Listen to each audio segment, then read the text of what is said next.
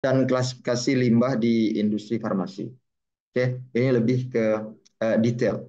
Kenapa kita perlu tahu sumber dulu? Biar kita tahu tempatnya kita nutup. Jadi eh, jadi paling bagus itu kan menyelesaikan masalah dari sumbernya. Dari sumber masalah itu kita selesaikan. Sehingga kalau tadi pendekatannya itu ini pendekatan kuratif ya. Jadi kalau mau memperbaiki ya perbaiki dari sumbernya. Nah, ini yang ingin saya bahas di kesempatan ini. Jadi kalau kita tahu sumbernya, tahu cara penanganannya. Oke, em, ada dua limbah, kategori limbah ya. Eh, jadi ada limbah berbahaya, itu hazardous. Oke. Itu definisi eh, umumnya tuh limbah yang berpotensi merugikan kesehatan atau lingkungan. Ya, wujudnya tuh dia bisa cairan, padatan, gas, atau lumpur, sludge, slurry. Nah, limbah berbahaya ini dibagi dua. Ada namanya limbah terdaftar, oke, limbah yang terdaftar. Yang ini yang istilah kita bahasa Inggrisnya itu apa? Um, Sebentar dulu saya agak apa istilahnya. Um, Coba dulu yang terdaftar dulu sampai saya lupa istilah bahasa Inggris. Kemudian ada yang tidak terdaftar. Nah, limbah yang terdaftar itu kalau di Indonesia itu yang kita sebut sebagai B3. Oke, limbah B3.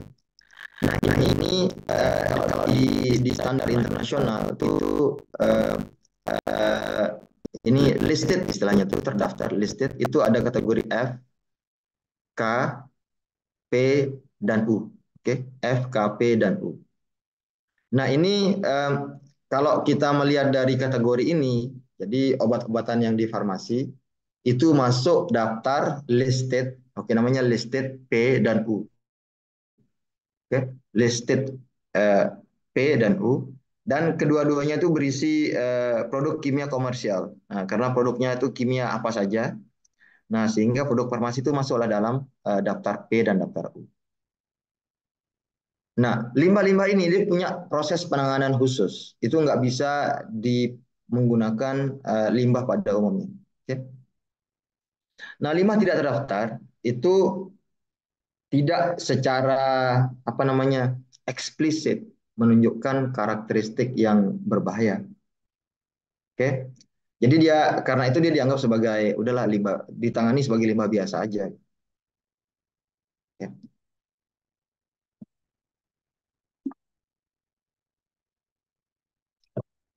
Dan dia ikut pada persyaratan pengelolaan limbah di negara mana saja.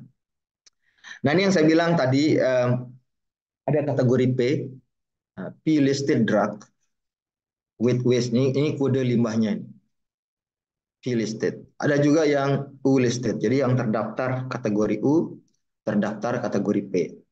Oke. Nah, yang kiri ini contoh limbah. Ya ini ada arsenik trioxide, epinephrine, nikotin, nitroglycerin, cysostigmine, salicylate, oke, okay, warfarin. Ini semua itu masuk yang paling berbahaya. Jadi kategorinya tuh P listed. Oke, kode limbahnya ini P012, P042 dan seterusnya. Nah, ini sangat berbahaya dan harus ditangani secara khusus. Oke. Kemudian yang U listed ini obat-obatan yang termasuk kategori U. Ini uh, chloral hydrate, paraldehyde, chlorambucil, phenol, cyclophosphamide, reserpine, dan seterusnya ini. Nah ini dan ini ada kode-kode limbahnya. Nah ini sama bahayanya. Oke, berbahaya juga tapi nggak sebahaya yang P. Jadi yang berbahaya tuh P, yang kurang berbahaya tuh U. Jadi kalau ingatnya tuh P itu paling berbahaya, U itu kurang berbahaya, kurang maksudnya, kurang berbahaya. Kalau mau ingat. Nah ini masuk dalam kategori B3. Nah kalau limbah B3 itu nggak diolah. Nah ini kalau kalian itu jeli, ini bisa jadi apa namanya, ide bisnis. Nah limbah berbahaya itu per kilonya itu kisaran harga itu dari 60.000 sampai 120.000 biaya penanganannya per kilo. Jadi bayangkan berapa berapa ratus juta rumah sakit itu keluarkan untuk bayar limbah, dan perusahaannya itu hanya beberapa saja di Indonesia. Oke. Nah itu bisnis ya, dan itu besar sekali. Salah satu pengeluaran utama dari rumah sakit itu bayar kompensasi limbah B3, P listed, U listed. Oke. Nah ini sebagai ini tambahan. Lalu dari segi karakteristik, oke, ini limbah berbahaya tuh dia berbahaya karena apa? Satu itu namanya ignitability. Ignition itu artinya titik nyala. Jadi limbah yang mudah terbakar. Nah, ini untuk mengidentifikasi limbah yang dapat menimbulkan bahaya kebakaran selama penyimpanan, pembuangan, dan transportasi rutin, atau mampu memperparah kebakaran setelah dimulai. Oke, banyak limbah berbahaya di apotek bersifat bahaya karena mudah terbakar. Ini jadi masalah besar bagi di apotek nih kalau penyimpanan obat. Oke, mudah karena dia mudah terbakar atau menyala. Oke, nah jadi hati-hati kalau menangani masalah ini. Saya lupa itu sakarin sulfat, sakarin sulfat. Kalau nggak salah itu garamnya sakarin. Garam sakarin. Sakarin itu kan gula ini, gula gula anti diabetes. Itu kan apa nama kimianya itu sakarin. Oke, sakarin ini bentuk organiknya. Sakarin sulfat itu senyawa asalnya. Nah, sakarin sulfat ini itu bersentuhan sama air dia mengeluarkan api. Oke, jadi ada banyak-banyak lima yang kalau kita nggak benar-benar hati-hati, ya itu bahaya sekali. Nah ini dari mana kita tahu? Oke, kalau dia tuh punya sifat mudah terbakar. Biasanya dari ada namanya MSDS, Material Safety Data Sheet, atau lembar data keselamatan bahan. Ini bahasa Indonesia kan. Lembar data keselamatan bahan, LDKB, atau dalam bahasa Inggrisnya itu Material Safety Data Sheet, MSDS. Nah, yang biasanya dipakai di orang-orang farmasi, ini yang biasanya MSDS itu dipakai sama saya, orang-orang kimia. Jadi orang farmasi itu pakainya facts and comparison. Kemudian ada database dari fact. Nah, nanti ini silahkan di Google aja kalau minat untuk nyari-nyari sifat mudah dari limbah farmasi. Atau kalau nggak ada datasheetnya ya diuji di laboratorium. Nah, ini dari sumber informasi. Kemudian sekarang formulasi obat mana yang mudah terbakar? Oke, obat cair yang mengandung 24% atau lebih alkohol. Oke, itu memiliki titik nyala yang rendah, 60 derajat. Ini adalah suhu suhu dari permukaan aspal di siang hari. Itu 60 derajat.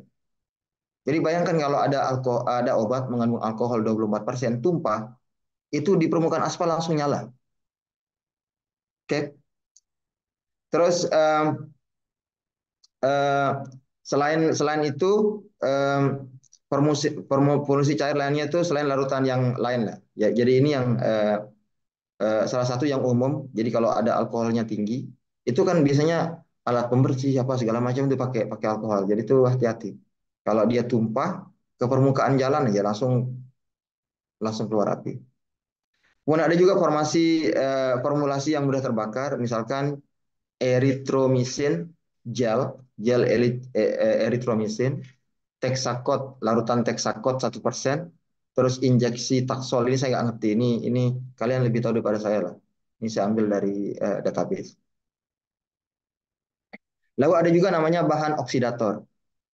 Ini bahan ini dianya sendiri nggak mudah terbakar, tapi dia bisa menyediakan oksigen untuk reaksi kimia di udara.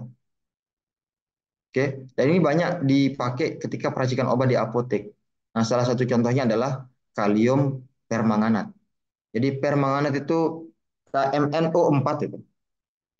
O-nya ada 4 dan dia sangat tidak stabil. Jadi dia bisa menyediakan oksigen untuk pembakaran. Karena untuk agar sesuatu itu terbakar, dia perlu barang yang mau dibakar dan ada oksigen. Harus ada keduanya. Kalau nggak ada oksigen ya nggak kebakar gitu. Oksigen saja ya nggak terbakar gitu. Tapi kalau misalkan nggak ada oksigen kan kita nganggapnya disimpan di dalam karung gitu, di dalam box gitu kan. Tapi kita lupa, kita bilang walaupun dia misalkan mudah terbakar, tapi kalau di dalam box kan nggak ada oksigen, jadi nggak bakalan terbakar. Ternyata di sana ada kalium permanganat. Nah, kalium permanganat ini bisa menyediakan oksigen. Itu maksudnya bahan oksidator. Lalu ada aerosol yang mudah terbakar. Nah, ini kalau yang rumahnya bukan di Jogja, terus datang ke Jogja pakai pesawat, itu kan nggak boleh bawa aerosol naik pesawat. Itu seperti spray rambut segala macam nggak boleh masuk. Oke, jadi dia tuh mudah terbakar. Oke, ini contohnya tuh primatin aerosol. Saya nggak tahu aerosol apa lagi yang dipakai untuk obat-obatan. Kemudian bahayanya lagi bisa dilihat dari sifat yang korosif. Oke, korosif ini mengikis logam atau bahan lainnya, atau dia bisa membakar kulit. Nah ini pasti tahu yang korosif itu misalkan asam sulfat, sering pakai kan? Oke, bukan oke, asam sulfat. Nah kalau pH-nya rendah atau pH tinggi sekali, nah itu dia eh, biasanya itu korosif. Oke, Em, nah dan biasanya ini karena bukan obatnya langsung yang korosif, tapi proses peracikannya itu memerlukan bahan-bahan yang korosif. Saya pernah di lab itu berapa? 20 tahun yang lalu. Oke, 20 tahun yang lalu saya di percobaan di lab. Itu saya pakai besi 3 besi klorid. Oke, FeCl3. FeCl3 itu besi itu, senyawa besi itu pada umumnya itu warnanya merah. Makanya darah warnanya merah itu karena dia mengandung besi. Hemoglobin itu mengandung besi, maka dia warna merah. Nah, FeCl3 itu warnanya merah. Kemudian ya zaman dulu kan sumber informasinya itu kan kurang, jadi kita main kerja-kerja aja. Itu rupanya itu beberapa itu terpercik lah ke celana saya, celana jeans. Kayak pikir kan kalau pakai celana jeans itu kan kuat dan tahan lama. Itu setelah saya cuci itu bolong-bolong. Nah, itu contoh korosif. Lalu ada juga yang berbahaya karena dia reaktif. Reaktif itu artinya mudah bereaksi. So dia tidak stabil. Ini kalau orang yang tidak stabil itu reaktif sekali, digodain dikit marah-marah. Nah, itu reaktif ya. Oke. Eh, dan kalau dalam kondisi normal nih, mudah sensi. Nah, itu namanya reaktif. Nah, itu ada juga senyawa-senyawa kimia yang reaktif. Jadi, nah ini dia bahaya nih, bisa meledak dia. Bisa menghasilkan asap yang beracun, produksi gas atau uap kalau dia dipanaskan. Oke. Eh, Oke, jadi diam-diam membahayakan. Nah, contohnya misalnya itu Klina tes. Nah, ini tablet uji untuk menentukan gula dalam urin. Ini banyak dipakai nih, kan di rumah sakit itu. Ini reaktif sekali itu. Oke, penanganannya harus benar-benar bagus. Itu ada juga nitroglycerin. Nah, nitroglycerin ini dipakai untuk bikin bom sebenarnya, tapi dipakai untuk apa? Informasi kayak gitu untuk gelar-gelar. Nah, ini agak Klina tes ini yang bahaya. Saya baru tahu. Lalu ada juga yang beracun. Tadi mulai dari mudah terbakar, korosif, reaktif, sekarang yang beracun. Nah, limbah yang bahayanya karena dia sifatnya beracun, itu karena dia mengandung bahan kimia organik dan logam berat tertentu. Nah, logam berat ini pertama dia beracun. Ada kromium, timbal, eh, merkuri, ada kadmium. Okay? Eh, ada sekitar 40 bahan kimia itu pada konsentrasi yang rendah sekali itu dia sudah beracun. Oke. Dan ini yang delisted. Nah, tadi itu apa? Yang tadi itu P listed, paling berbahaya, U listed, kurang berbahaya. Nah, ini yang delisted. Oke. Oke. D ini yang dia beracun. Ini arsenic trioxide. Ingat ceritanya kopi arsenik? Ah, itu. Barium, oke, dipakai di radiologi. Kemudian kadmium, ada kloroform. Kloroform kan dulu nih dipakai untuk ini kan, untuk apa namanya Bu? Klor di bius. Untuk zaman dulu orang pakai kloroform untuk bius. Nah, sekarang udah nggak lagi. Em, lindan ini lindan ini dipakai untuk skabies, sakit kulit. Terus merkuri ini untuk vaksin, kosmetik untuk apa kuping gitu, telinga gitu. Ada selenium. Selenium itu ada di sampo ya, ada di sampo. Kemudian ada silver juga dia dia punya sifat beracun. Nah, ini sekitar ada 40 bahan. Ini saya tunjukkan 1, 2, 3, 4, 5, 6, 7, 8. Nah, yang tertarik silakan cari apa aja tuh. Senyawa kimia farmasi yang tergolong beracun. Kemudian ada yang lain daripada itu. Nah, itu trace element of chemotherapy. Oke. Nah, kemoterapi itu ada dua jenis, ada namanya trace, itu pada konsentrasi yang kecil. Itu kayak di sisa-sisa jarum suntik lah, di mana itu. Ada juga yang senyawa kimianya sendiri. Oke, jadi kalau jejak ini maksudnya tuh trace concentration. Itu konsentrasinya itu kayak iyalah pernah bekas gitu, kecil banget. Nah, ini bisa bisa kontaminasi ya. Jadi kalau kanker kanker itu kan tujuan apa senyawa kimia untuk kemoterapi kan tujuan untuk membunuh sel kanker. Berarti dia tuh mematikan sel. Jadi kalau kita terekspos sama senyawa kimia ini ya ada bahayanya juga kita eh, sel-sel kulit kita. Em, ini yang termasuk dalam kemoterapi yang trace ini yang jejak itu misalkan vials, jarum suntik, kantong kantong infus itu, kantong chemicalnya itu, selang, oke. Kemudian baju baju baju perawat itu, gaunnya itu kan ada APD alat pelindung diri itu, sarung tangan, kemudian pakai tisu lah, segala sesuatu lah yang dipakai untuk proses kemoterapi. Tisu bahan yang digunakan selama pembersihan rutin dan lain. Ini namanya yang trace. Nah, limbah yang massal itu ya misalkan item yang digunakan untuk menyimpan agen kimia. Oke. Terus jenis lain itu bahan untuk membersihkan tumpahan kemoterapi, APD-nya, oke, kantong obat, oke, oke, kantong obat yang tidak digunakan itu termasuk berbahaya. Jadi eh, suatu zat yang menjadi limbah ketika tidak dapat digunakan kembali, oke, namun obat yang kadaluarsa terkadang dapat dikembalikan ke produsen melalui program take back. Ini ulasan lain. Nah, lalu yang terakhir ada limbah farmasi yang paling asik. Dia itu tidak berbahaya, non hazardous. Jadi limbah-limbah ini tidak menunjukkan sifat berbahaya yang signifikan. Namun itu tidak berarti dia nggak berbahaya sama sekali. Cuman mungkin dia karena belum pada konsentrasi yang cukup tinggi untuk membahayakan kesehatan manusia. Uh, Lalu kemudian beberapa senyawa kimia yang nggak dianggap sebagai produk farmasi lah, tapi dipakai gitu. Kadang-kadang garam kan, kalau misalkan dokter ngasih kalau apa jantungnya kurang kuat dikasih garam. Nah, ini bukan obat tapi ya garam ini sebenarnya makanan kan. Kemudian lalu infus itu bukan obat makanan. Terus ya ini kalau dimakan aja bisa, masa dia berbahaya kan.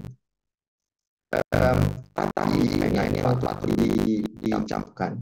Ini kalau dipakai di dalam apa namanya tindakan kesehatan itu, ya bisa jadi dia terkontaminasi.